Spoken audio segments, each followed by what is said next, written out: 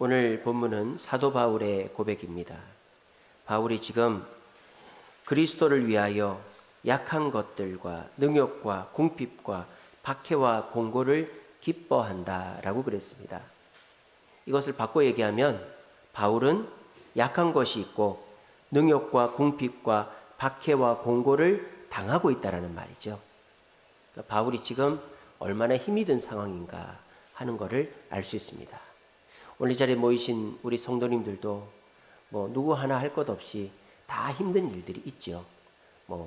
몸이 건강한 분은 또 몸 외의 것에 힘든 일이 있고, 물질적으로 여유가 있으신 분은 물질 외에 어려운 일이 있고, 가정이 평안하신 분은 가정 외에 어려움이 있고, 이런 식으로 이 지구상에 사는 사람 중에 아무도 문제 없는 사람이 없습니다.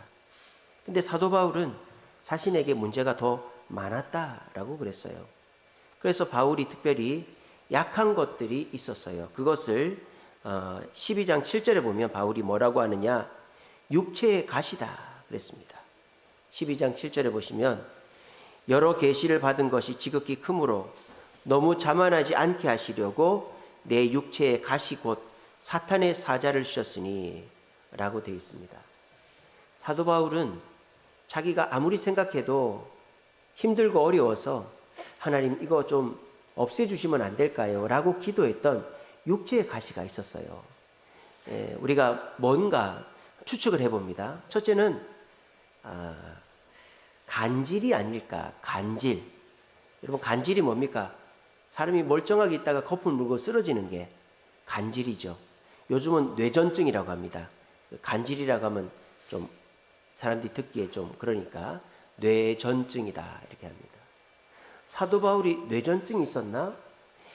추측할 수 있는 성경이 있습니다. 갈라디아서 4장 14절을 보면 너희를 시험하는 것이 내 육체에 있는데 너희들이 나를 볼 때 바울 선생님 저렇게 능력 있는 분이 저런 병이 있어? 이런 시험하는 게 있는데 너희가 업신여기지 않고 천사와 같이 나를 영접했다. 이런 구절이 있어요. 그러니까 남들이 볼 때 업신여기는 질병이 흔치 않죠. 몸이 아픈데 저 사람 아이고 저런 사람이었는데 이런 거 없잖아요. 근데 바울이 지금 자기의 몸의 질병 때문에 남들이 볼 때 업신여김을 당할 수도 있었다는 거예요. 그게 뭐다? 추측할 때 뇌전증이다. 간질이다.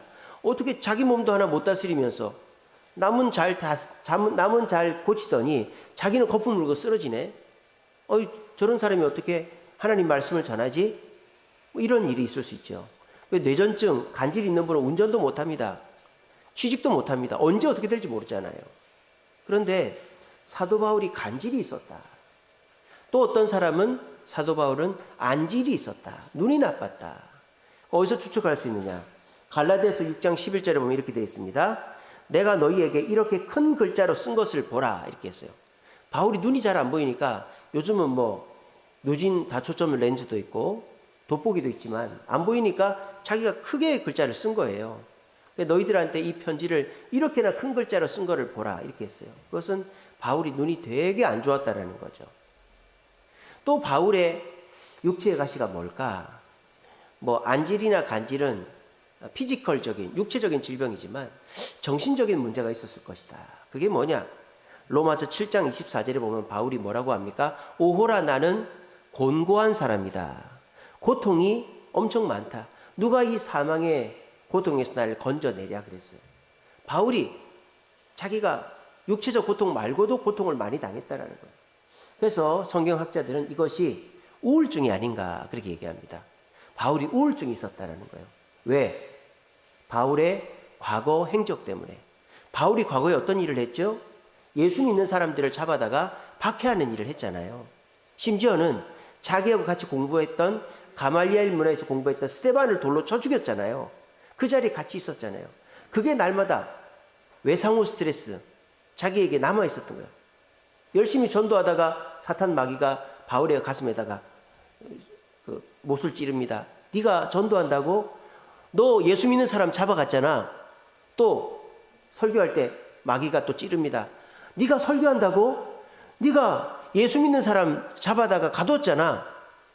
또 바울이 다른 사람 고칠 때 또 마귀가 바울의 가슴을 후벼 팝니다. 네가 다른 사람 고친다고? 네가 스데반을 죽였잖아.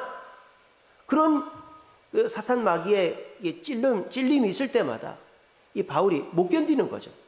그게 바울의 외상후 스트레스, 우울증이 되지 않았나 그렇게 추측합니다. 그래서 바울은 겉으로 멀쩡하고 능력 있고 대단해 보이지만 속으로는 육체의 가시가 너무 많았다. 안질, 간질, 또 우울증, 이 중에서 바울의 육체의 가시는 뭐였을까요? 뭔지는 우리는 모르지만 우리가 추측할 수 있는 것은 안질, 간질, 우울증이 바울에게 다 있었다라는 것을 알 수 있습니다. 남은 고치고 남은 말씀으로 변화시켜도 자기의 육체의 가시는 변화를 못 시킨 거예요. 그러니까 날마다 자기가 그게 좀 안타깝기도 하고 이상했던 거죠. 아니, 내가 남은 잘 고치는데 왜 나는 못 고칠까?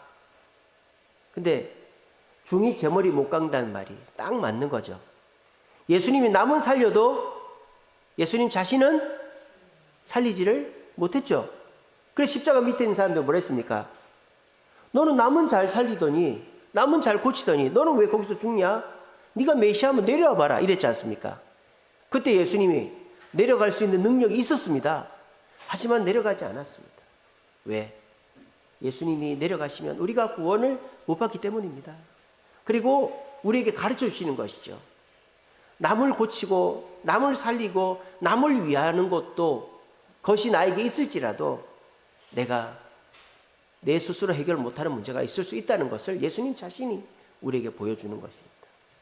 그래서 바울이 아니 내가 남은 고치고 남은 변화시키고 남은 살리는데 왜 나는 내 병을 못 다스릴까? 하나님께 기도한 거죠. 하나님, 저 이 안질 때문에 글을 제대로 못 씁니다. 간질 때문에 설교할 때 갑자기 쓰러져서 제가 너무 부끄럽습니다. 제가 불쑥불쑥 옛날에 그 예수 믿는 사람 죽이던 그런 것들이 생각이 나서 제가 집중이 안 됩니다. 저의 안질과 간질과 우울증을 치료해 주세요. 기도했단 말이에요. 그때 하나님이 오늘 뭐라고 그러셨다? 9절에 12장 9절에 뭐라고 합니까? 나에게 바울에게 이르시기를 내 은혜가 족하다. 내 은혜가 족하다. 그랬습니다. 이 말은 두 가지 의미죠. 첫째는 안 고쳐준다 이 말이에요. 너의 그 육체의 가시는 안 고쳐준다. 두 번째는 뭡니까? 너의 그 육체의 가시를 뛰어넘을 정도의 은혜를 내가 이미 너한테 줬다라는 거예요. 네가 그 육체의 가시를 갖고 있지만 그 가시와는 비교도 안 될 은혜를 내가 너한테 줬다라는 거예요. 자, 이 말을 들은 바울은 깨달은 거예요. 곧바로 그 말씀을 아멘으로 받아들입니다. 그리고 바울이 뭐라고 합니까? 12장 9절 중간에 보면 내 능력이 약한 데서 온전하여짐이라 그랬습니다. 내 능력이 약한 데서 온전하여짐이라. 이 말은 무슨 뜻입니까? 안 고쳐주셔도 감사합니다. 이런 고백이고, 두 번째는 이미 나는 큰 은혜를 받았다라는 거죠. 그걸 깨달은 거예요. 바울이 지금까지는 깨닫지 못했어요. 왜? 자기 고통에 문제에 사로잡혀가지고 하나님이 주신 은혜를 깨닫지를 못한 거예요. 사람이 그렇지 않습니까? 문제만 생각하면 그 사람은 절대 문제에서 벗어날 수가 없습니다. 문제에서 벗어나려면 문제에서 벗어난 다른 것들을 생각을 해야지 계속 그 문제만 생각하면 돈 문제, 건강 문제, 사람 문제, 자식 문제 그것만 생각하면 그 사람은 예배 와도 은혜를 못 받고 남이 맛있는 거 사줘도 모래 씹는 것 같고 해외여행을 가도 그냥 빨리 집에 가고 싶고 이런 거예요. 우리에게 있어서 문제가 있을 때에 그 문제를 바라보고 사로잡히면 안 되고 문제를 벗어나야 되는 거예요. 근데 이 바울이 지금 육체의 가시, 문제를 해결해 달라고 기도했더니 하나님이 문제에서 벗어나서 다른 걸 보게 해주신 거예요. 더 큰 은혜를 보게 해주신 거예요. 그래서 바울이 보게 된 더 큰 은혜가 뭔가요? 자신이 예수 그리스도 안에 있다라는 것입니다. 바울은 고백합니다. 내게 있어서 돈이나 신분이나 지식을 배설물로 여긴다 그랬습니다. 왜? 내가 예수 그리스도를 얻었기 때문에, 예수 그리스도 안에 있기 때문에, 내가 과거에 가졌던 것은 배설물로 여기겠다라고 고백하는 것입니다. 그 고백과 오늘 본문을 연결시켜보면 연결이 됩니다. 그렇지, 내 몸에 간질이 있지, 안질이 있지, 우울증이 있지. 하지만 이것 때문에 내가 예수님께 기도하잖아. 이것 때문에 내가 주님 앞에 충성하잖아. 이것 때문에 내가 주님의 은혜를 붙잡잖아. 그러니까 이게 나에게 은혜이구나 하는 것을 예수님께 기도하면서 깨달은 거예요. 그래서 바울이 나는 육체의 가시가 있지만은, 나는 예수 믿지 않고 전도하지 않아도 신분적으로, 물질적으로, 지식적으로 여유가 있지만은 내가 육체의 가시도 낫기를 포기하고 내 신분과 물질과 지식도 포기하고 나는 더 큰 것, 예수 그리스도 안에 있는 그것을 얻었기 때문에 나는 족한 사람이다, 만족한다라고 고백을 한 것입니다. 오늘 이 시간에도 말씀을 듣는 저와 여러분들에게 약한 것이 있을 것입니다. 그리고 그것을 고쳐달라고 기도도 하고 있을 것입니다. 저도 기도하고 있습니다. 그렇지만 하나님이 남의 기도는 잘 들어주는데 제 기도는 안 들어주는 것 같아요. 제가 여러분들 위해 기도하면 응답이 많이 됩니다. 그래서 응답됐다고 감사하다고 이렇게 저한테 전화도 주시고 이런 분들도 계세요. 근데 제가 기도하는 거는 참 안 들어줘요. 하나님 살 좀 빼주시면 안 될까요? 참 안 돼요. 그래서 제가 최근에 깨달은 게 뭐냐, 하나님이 저한테 뭐라는지 압니까? 밤에 먹지 마라 그러더라고요. 예, 제가 이제 정말 기도 많이 했습니다. 하나님, 아이 양복이 안 맞는데 어떡합니까? 양복이 안 맞는데. 그래서 제가 어거지로 살을 뺐어요. 그래가지고 이제 양복이 맞습니다. 이게 안 잠기더라고요. 몇 주 전에 제가 이런 거 설계한 거 보셨죠? 안 잠기더라고요, 이게. 그래서 제가 어거지로 막 해가지고 이제 이게 잠기는데, 제가 이제 살이 찌더라고요. 이제 운동을 안 하다가 운동을 다시 하니까 근육이 붙으니까 살이 찌더라고요.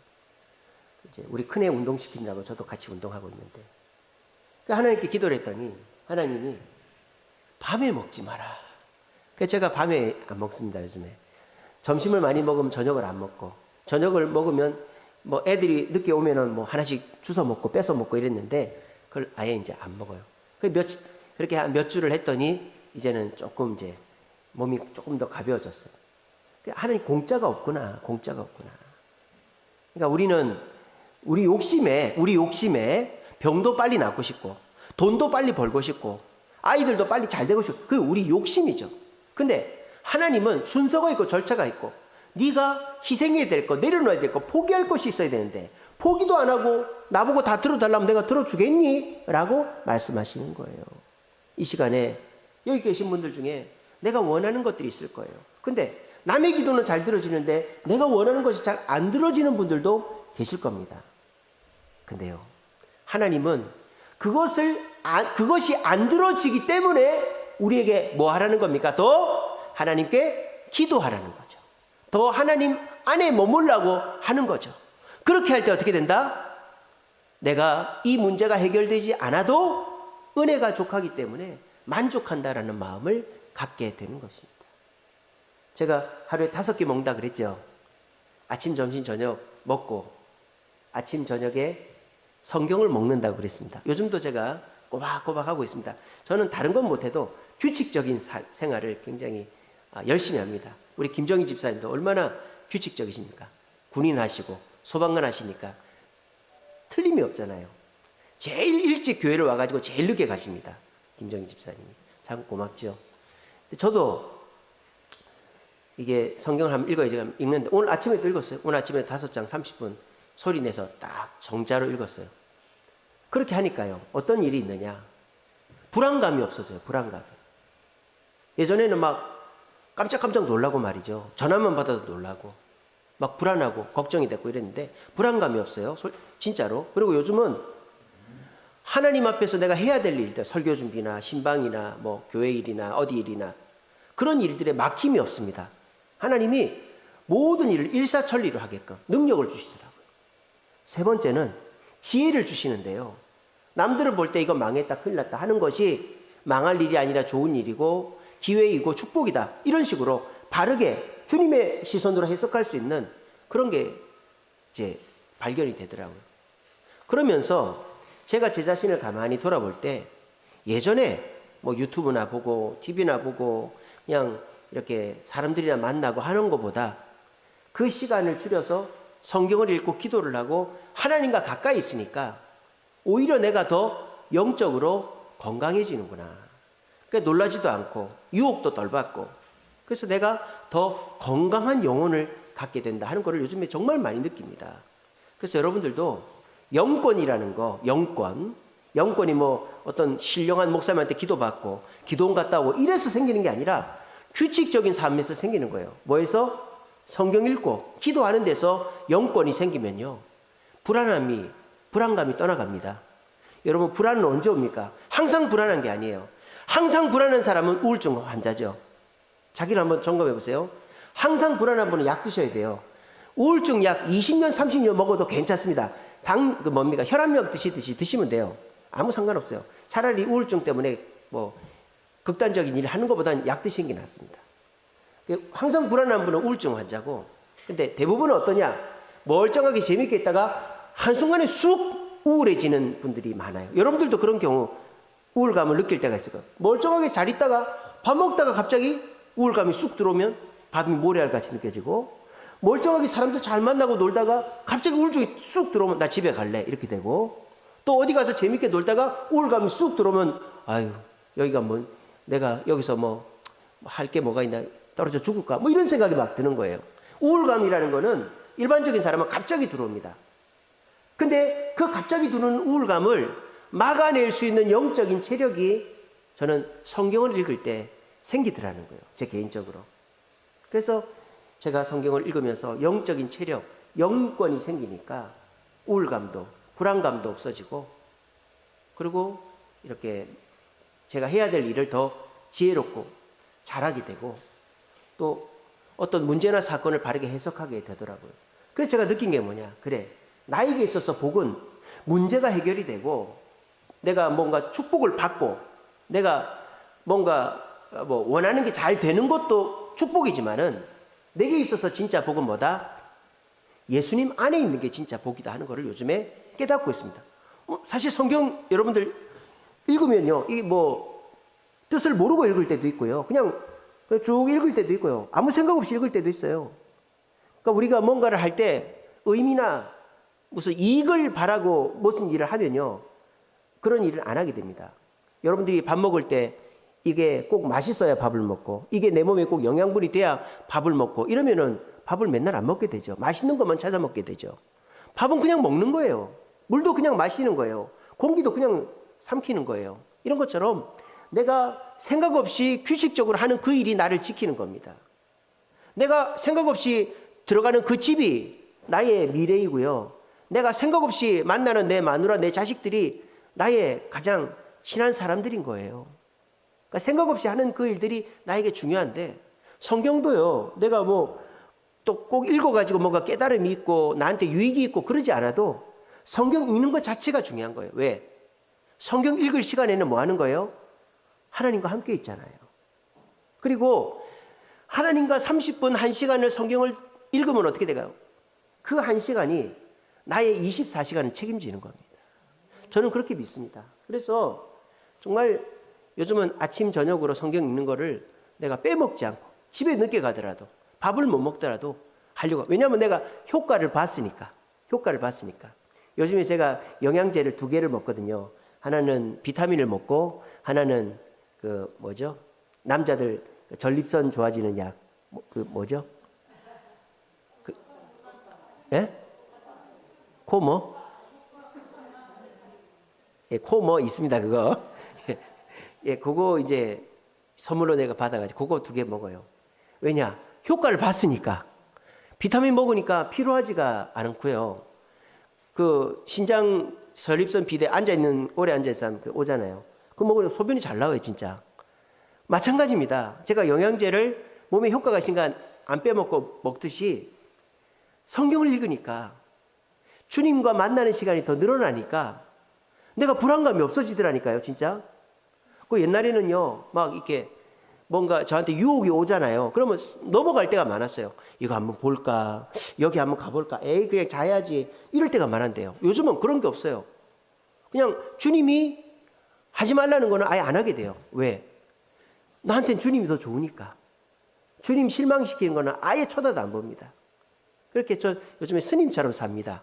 마반야 바나 밀다 신경 이렇게 살고 있습니다. 그래서 너무 기뻐요. 왜? 내가 여전히 교회적인 문제, 가정적인 문제, 개인적인 문제가 있지만 성경을 읽고 주님 안에 있으니까 그런 것들을 상쇄시킬 만큼의 축복을 누리게 되더라는 거예요. 성경의 많은 인물들을 보면요, 약할 때 강해진 사람들이 많이 있죠. 모세가 그렇습니다. 모세가 80살 노인네로 광야에서 양이나 치고 있을 때 하나님이 모세를 부르셨죠. 그래서 모세가 80살 노인네에 이스라엘의 지도자가 됐죠. 200만 명의 지도자가 됐습니다. 한 나라의 원수가 대통령이 된 거예요. 다윗은 어떻습니까? 17세 양치기 소년에서 그 약할 때 하나님이 함께 하시니까 골리앗을 물리치게 되었습니다. 자, 베드로는 어떻습니까? 그 물고기를 잡는데 이골이 난 베드로가 밤새도록 물고기를 못 잡아서 망신당하고 있는 그 약할 때에 예수님 말씀에 순종하여 153마리 큰 그물이 찢어질 정도로 2배나 잠길 정도로 물고기를 잡았습니다.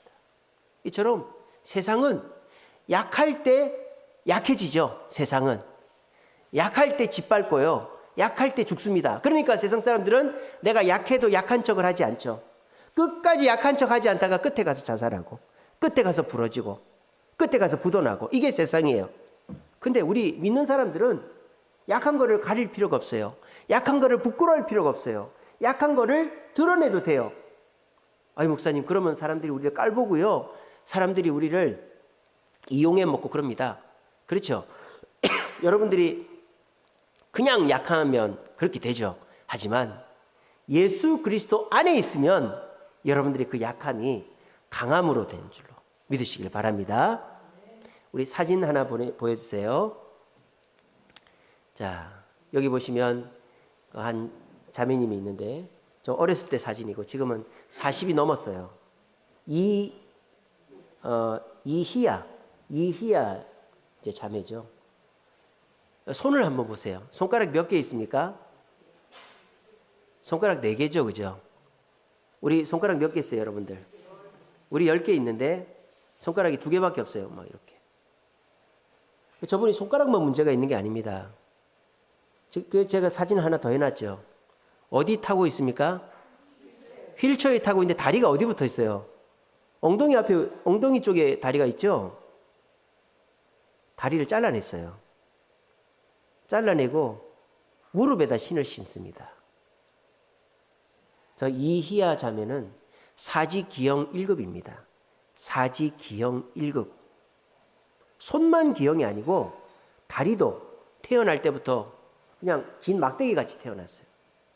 그래서 소용도 없고 불편하니까 다리를 잘라버렸어요. 그래서 저렇게 됐어요. 소망이 있습니까, 없습니까? 저렇게 약한 사람이 없죠.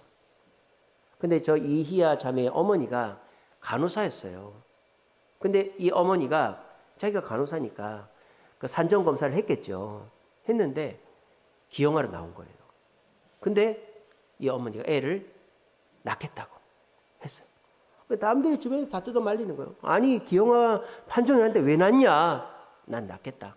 낳은데 진짜로 기형아가 나온 거예요. 태어나서부터 손가락이 2개밖에 없는데 다리는 막대기 같고. 주변에서 애를 어디 입양을 보내라, 이렇게 못 키운다 이랬는데 이 엄마가 아니라고, 얘는 내 축복이라고, 내가 키우겠다고 그렇게 한 거예요. 이 엄마는 그때서부터 얘가 짐이죠. 뭘 지가 할 수 있겠어요? 아무것도 못하지. 엄마가 붙어 있으면 돼. 근데 이 엄마가 가만히 보니까 애가 손가락이 4개밖에 없는 거예요. 그러니까 이 4가지 손가락으로 뭘 좀 할 수 있게 하려고 피아노를 가르쳤대요. 7살 때부터. 근데 이제 이 이하 자매가 손하고 다리에만 문제가 있는 게 아니고 머리에도 문제가 있었어요. 뇌 혈관에도 문제가 있어가지고 이 몸이 우리 보통 사람처럼 막 이렇게 자유자재로 움직이지가 않는 거예요. 뇌에서 명령을 보내도 몸이 잘 바르게 움직이질 않는 거예요. 그래서 이 엄마가 애가 손가락이라도 좀 잘 쓰게 하려고 이 피아노를 시켰는데 처음에는 이게 손가락이 따로 놀지를 않는 거예요. 한꺼번에 누르면 누르고 안 누르면 안 누르고 이렇게 되니까 엄청 고생했답니다. 근데 하루에 10시간씩 피아노를 치게 했대요, 이 엄마가. 제일 처음에 나비야 나비야 아시죠? 나비야 나비야 나비야 이리 날아오너라, 그거를 이제 어렵게 쳐냈대요. 그러니까 이제 엄마도 놀라고 얘도 자신감을 갖고 이랬겠죠. 그러다가 이 이하 자매가 지금은 쇼팽 즉흥환상곡이라고 피아노 치는 사람도 잘 치기 힘드는 그런 것도 저 네 손가락으로 치는 사람이 됐습니다. 그런데 저 자매가 하는 말이 저거죠. 없는 것에 불평 말고 있는 것에 감사하자. 자기는 다리도 없고 손가락도 없고 몸도 이게 판단하는 대로 바르게 움직이질 않아요. 근데 자기에게 있는 것이 뭐다? 하나님이 계시다는 거예요. 그리고 그 하나님이 자기를 바른 길로 인도하신다는 거예요. 그래서 그 하나님을 믿고 나가니까 있는 4개의 손가락으로 남들이 못하는 것을 하게 되고 나보다 더 불행한 사람들에게 희망을 주는 사람이 될 수가 있었다는 것입니다. 화면 바꿔주세요. 오늘 이 자리에도 이희야 자매만큼은 아니겠지만 남과 비교해서 내가 부족하다고 숨기고 또 부끄러워하고 이게 해결이 안 되면 나는 죽어버리게 된다, 이런 생각하는 분들이 계실 수도 있을 겁니다. 제가 누누이 말씀드립니다. 멋지고 성공하고 인기 있는 나도 나지만 볼품없고 실패하고 알아주지 않는 나도 나예요. 남들이 나를 안 알아준다고 나도 나를 안 알아주면 내가 어떻게 된단 말입니까? 근데 요즘 많은 사람들이 남들에 의해서 나를 평가하는 것 같아요. 남들이 나를 조금 대단하다, 멋지다, 훌륭하다, 뭐 잘했다 하면은 그래 내가 그런 사람인가 봐 하고, 남들이 안 알아주거나 비난하면 그래 나는 죽어야 되는가 봐 이렇게 생각하는 거예요.